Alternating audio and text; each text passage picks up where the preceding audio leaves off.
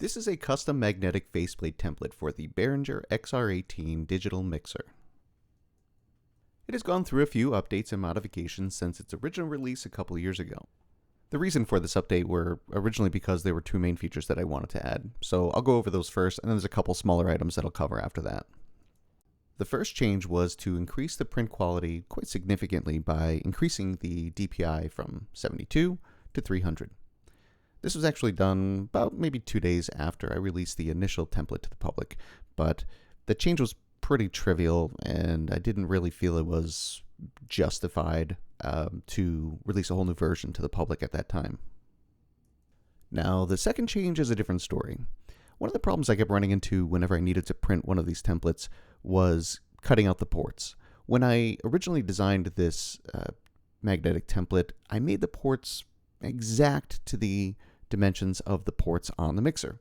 And the problem with that is, well, I don't have a laser cutter or anything that would be more exact, so I would use my own blade to cut out the ports. And so, human error was involved, and sometimes I'd end up cutting them a little too close to maybe the screws or the ports or something, and I'd have to go back, and it was just being a little bit too tedious. So, needless to say, I increased the physical port sizes on these printouts.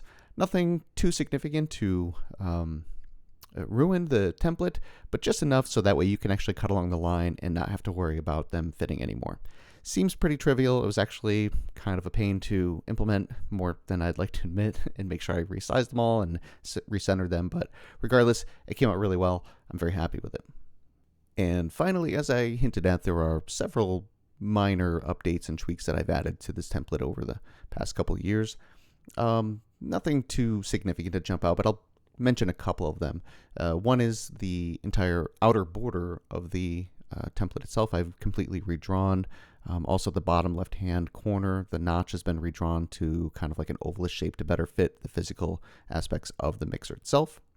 I've changed the default color scheme to this kind of black and white template you see now. Before it was reversed. This was generally the one I was using on all of my printouts.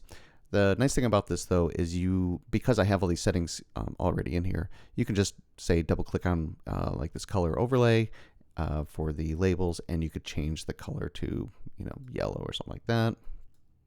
And now all of your fonts are yellow, and all of these colors are modifiable pretty easily, including the background color, which you can see down here in the bottom right.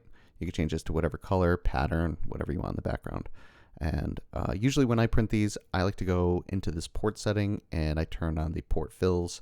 I'll just set it to white since the printer paper that I'm using is already white. There's no reason to waste ink in there since I'm going to cut those out already. That's my own personal preference. You can use these as well if you want. All of these have actually been redrawn, which, as I said, even the port fills, which took a bunch of time, but regardless, it works and works well.